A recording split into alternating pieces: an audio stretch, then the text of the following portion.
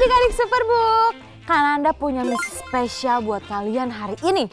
Misinya gampang banget tapi kalian harus ajak papa, mama, dan guru sekolah minggu kalian untuk ikut online gathering Superbook. Kita akan berdoa bersama untuk menyambut tahun yang baru. Seru banget loh.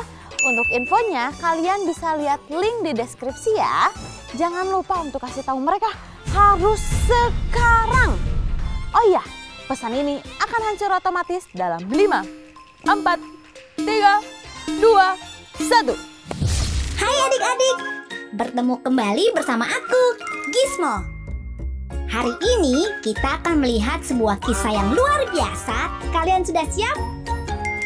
Ayo kita mulai Superbook Kids Club hari ini. Halo adik-adik semua, bertemu lagi bersama Kananda di Superbook Kids Club. Kananda dan kakak-kakak semua mau mengucapkan selamat tahun baru buat kalian semua. Gimana liburan kalian adik-adik, seru nggak? Seru? Weh, Kananda penasaran deh, kalian liburan ngapain aja sih? Terus pada kemana sih? Coba tulis di kolom komentar. Kananda kasih waktu 10 detik. 10, 9, 8, 7, 6, 5, 4, 3, 2, 1. Coba Kananda mau lihat. Wah, ada yang jalan-jalan, ada yang di rumah aja. Ada yang bermain sama teman, sama papa mama. Wah, seru banget deh kesibukan kalian di tahun baru ini. Adik-adik, di tahun yang baru biasanya kita semua punya petualangan yang baru lagi, betul nggak? Nah, hari ini Kananda mau ajakin adik-adik semua untuk nontonin satu kisah Alkitab dari seseorang yang mengalami petualangan kedua. Kalian penasaran apa petualangannya? Yuk kita sama-sama lihat animasi berikut ini. Aku sedang membawamu menyaksikan perubahan ajaib pada diri pria paling berbahaya.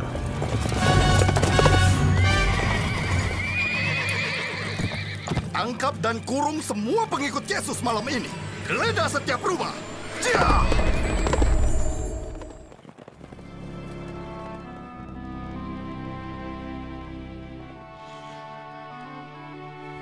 Saya Kaleb.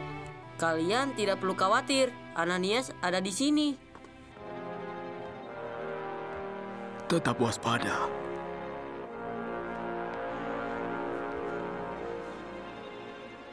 Kenapa kalian sembunyi dari pria bernama Saulus? Kami pengikut ajaran Yesus dari Nazaret. Dan karena itu para pemimpin menganggap kami meninggalkan Tuhan.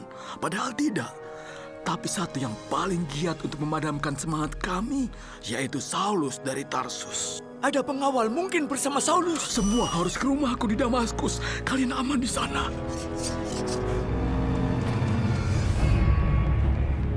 Di sini persembunyian mereka.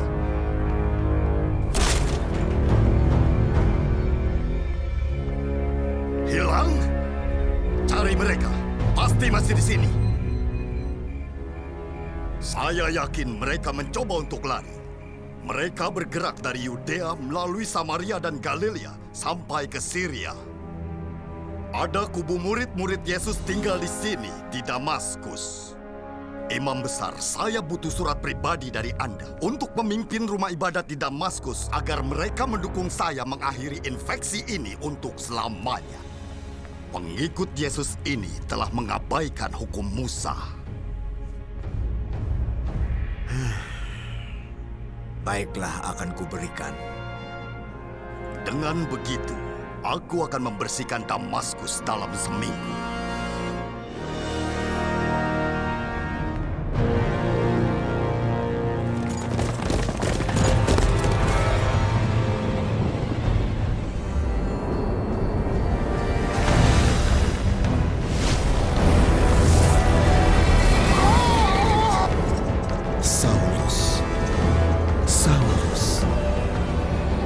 Mengapa engkau menganiaya aku?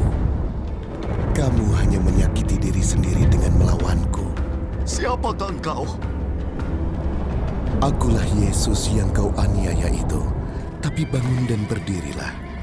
Aku menampakkan diri kepadamu untuk menetapkan engkau sebagai pelayan dan saksi tentang segala sesuatu yang telah kau lihat dan yang akan kuperlihatkan kepadamu.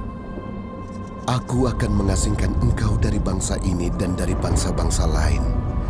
Aku mengutus engkau kepada mereka untuk membuka mata mereka supaya berbalik dari kegelapan kepada terang dan dari kuasa iblis kepada Allah, supaya oleh iman mereka kepadaku memperoleh pengampunan dosa dan mendapat bagian untuk orang-orang yang dikuduskan.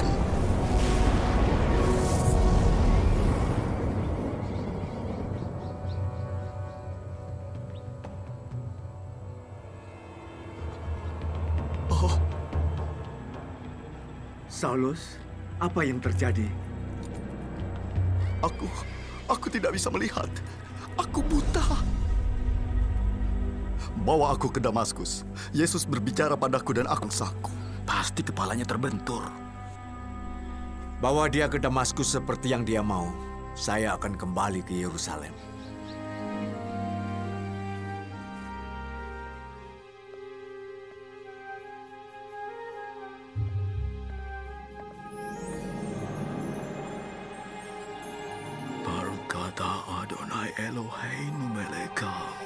Ananias, saya di sini, Tuhan. Mari, pergilah ke jalan yang bernama Lurus, dan carilah di rumah Yudas seseorang yang bernama Saulus. Ia berdoa dan dalam penglihatan ia melihat bahwa seorang bernama Ananias masuk dan menumpangkan tangan ke atasnya supaya ia melihat lagi.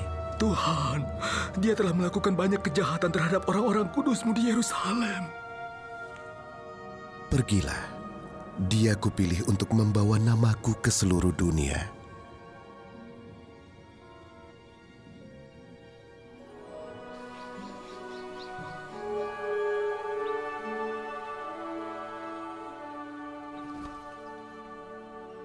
Siapakah itu?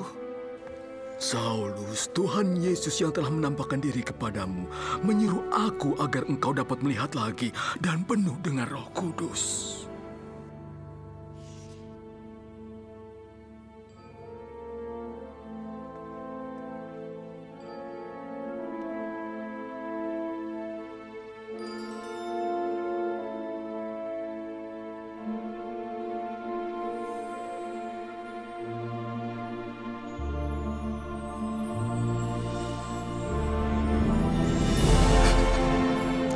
Telah memberitahu kau akan melakukan hal ini.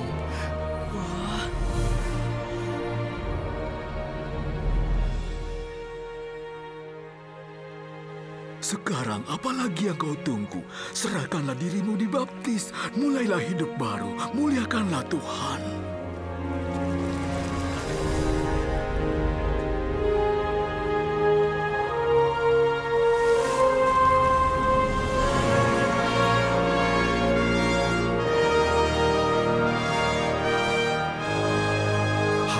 Telah berubah. Aku dulu berkata jahat, menghina dan menganiaya. Tuhan telah mengampuniku karena dulu aku tidak mengenalnya. Melakukan semuanya dalam kebodohan.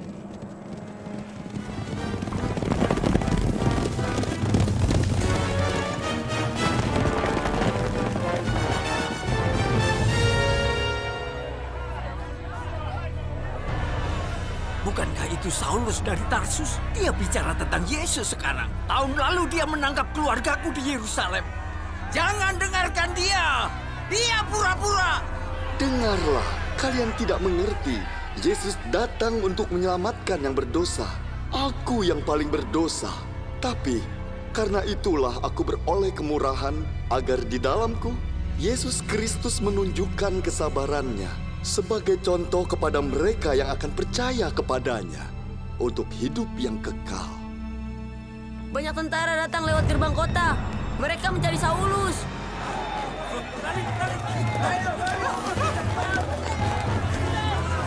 Kamu harus lari. Ayo, cepat. Ke sini. Iya. Ayo. kota telah dikunci. Mereka akan menggeledah setiap rumah. Ananias, aku punya rencana. Siapa yang mau bantu aku?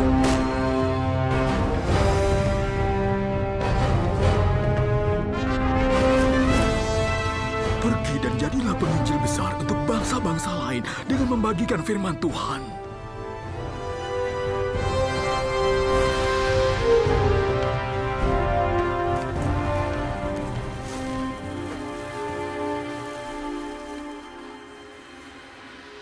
Apakah dia aman?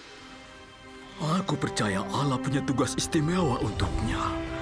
Siapkan hatimu, Kaleb. Allah juga punya tugas besar untukmu saat kamu dewasa kelak. Kamu harus siap saat waktumu datang.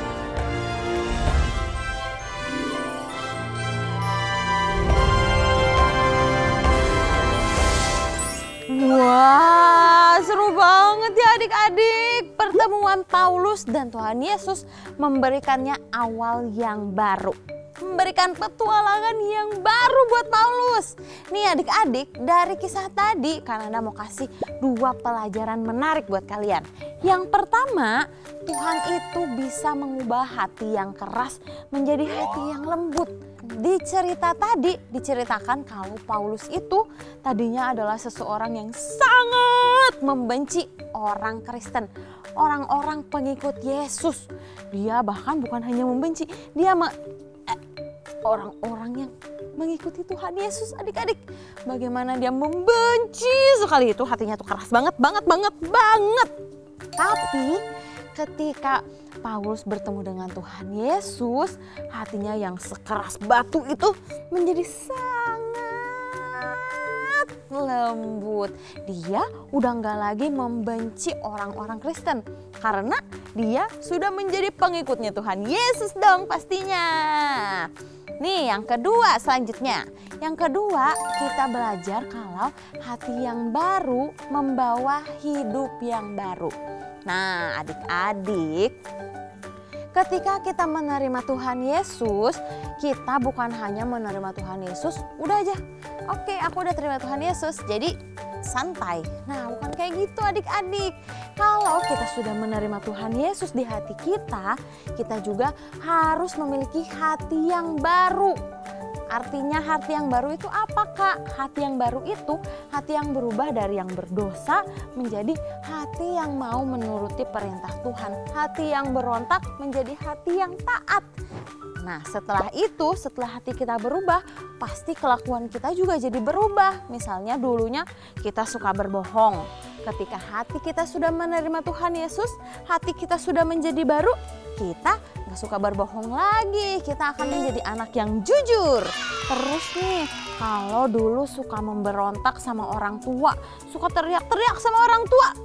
Ketika kita sudah menerima Tuhan Yesus, hati kita sudah diubah menjadi yang baru, kita nggak akan lagi tuh teriak-teriak sama orang tua kita, nggak akan memberontak, tapi kita akan taat mendengarkan orang tua kita, dan kalau ngomong sama orang tua itu yang baik, yang sopan gitu adik-adik. Jadi ingat ya, kalau hati kita sudah berubah, kita harus memiliki hidup yang berubah juga, sehingga hidup kita juga menjadi baru deh, petualangan yang baru seperti Paulus. Oke, karena kita sudah belajar hari ini, kita mau sama-sama mengucapkan super ayat. Kita ambil Alkitab kita buka dari 2 Korintus 5 ayat 17. Yuk, kita sama-sama ambil Alkitab kita. 2 Korintus 5 ayat 17. Baca sama-sama ya. 1, 2, 3. Jadi siapa yang ada di dalam Kristus, ia adalah ciptaan baru. Yang lama sudah berlalu, sesungguhnya yang baru sudah datang. Sekali lagi ya. 1, 2, 3. 2 Korintus 5 ayat 17. Jadi siapa yang ada di dalam Kristus, ia adalah ciptaan baru. Yang lama sudah berlalu, sesungguhnya yang baru sudah datang. Kalian harus ingetin super ayat kita selama 1 bulan ini. Oke.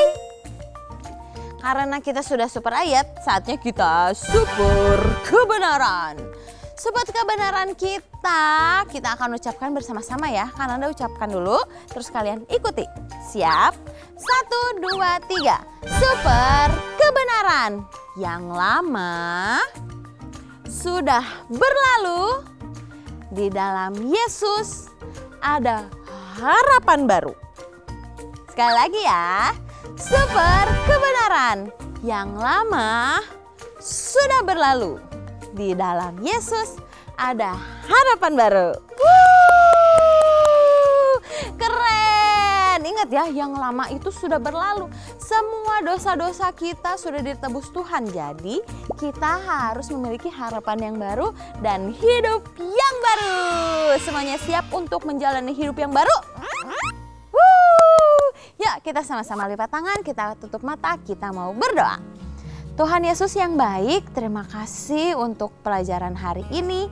Kami belajar untuk memiliki hati yang baru, untuk memiliki hidup yang baru, menjauhi semua perlakuan dosa, menjauhi semua ketidaktaatan, sehingga kami Tuhan bisa memiliki kehidupan yang baru, yang seturut dengan perintah-Mu dan selalu taat kepadamu. Terima kasih Tuhan Yesus yang baik. Tolong pimpin selama 1 minggu ke depan supaya kami bisa menjadi anak-Mu yang bisa menjadi berkat untuk sekeliling kami. Terima kasih Tuhan Yesus. Dalam nama Tuhan Yesus kami berdoa dan mengucap syukur. Amin. Papa, Mama, dan adik-adik semua, Karena dan Kananda mau memperkenalkan salah satu adik Superbook yang kesaksiannya benar-benar luar biasa banget. Adik-adik, Papa, Mama, Om Tante mau dengar ceritanya nggak? Mau dong pasti. Jadi adik Superbook kita hari ini namanya Ivan. Nah dia itu umurnya 7 tahun. Ayahnya adalah seorang juru parkir di Kupang. Suatu hari di bulan Desember, Ivan ingin sekali mendapatkan hadiah Natal dari papanya. Tapi ternyata papanya tidak bisa memberikan apa yang Ivan inginkan. Ivan jadi sangat sedih banget. Ivan kemudian jadi marah dan melemparkan barang-barang. Walaupun ayahnya tuh udah jelasin kalau dia itu nggak bisa membelikan mainan buat Ivan. Sampai suatu hari Ivan ikut ibadah sekolah minggu. Di situ Ivan nonton animasi Kado Terindah dan dia belajar kalau satu-satunya kado terindah adalah kelahiran Tuhan Yesus. Setelah menonton ini, Ivan menyesal karena udah marah-marah sama orang tuanya. Terus dia meminta maaf dan sejak hari itu Ivan belajar untuk bersyukur dan tidak minta dengan marah-marah lagi deh. Akhirnya Ivan sadar kalau Tuhan Yesuslah satu-satunya hadiah terindah di dalam hidupnya. Papa Mama, kesaksian luar biasa ini bisa Papa Mama juga baca di websitenya superbookindonesia.com di bagian hashtag ini ceritaku. Banyak sekali cerita-cerita anak yang terberkati karena bantuan Papa, Mama, Om dan Tante semuanya. Papa, Mama, Om, Tante, dan adik-adik semua, saat ini banyak sekali anak-anak yang belum mengenal kasih Kristus. Mereka hidup di dalam kekelaman dan sekarang mereka mulai dimuridkan oleh gadget. Dan itu adalah tanggung jawab kita semua supaya anak-anak bisa mengenal kasih Kristus. Tapi bagaimana caranya supaya kita bisa memuridkan lebih banyak lagi anak-anak di Indonesia? Caranya adalah dengan kita semua harus bergandengan tangan antara orang tua, papa mama dengan gereja, dan pelayanan anak Superbook. Itulah cara supaya kita bisa mendapatkan kisah-kisah lain yang luar biasa seperti yang dialami oleh adik Superbook yang tadi. Jadi kalau hari ini papa mama semua mau mendukung pelayanan CBN, ayo scan QR Code yang ada di sebelah kanan layar Papa Mama dan bagikan sebagian dari berkat Papa Mama kepada adik-adik yang dilayani oleh Superbook Indonesia. Seberapapun besarnya bantuan dan dukungan dari Papa Mama semua pasti akan sampai ke adik-adik di seluruh Indonesia. Terima kasih Papa Mama, Tuhan Yesus memberkati. Selamat adik-adik, kalian berhasil melalui petualangan hari ini. Sampai ketemu di petualangan selanjutnya. Aku Gizmo, pamit.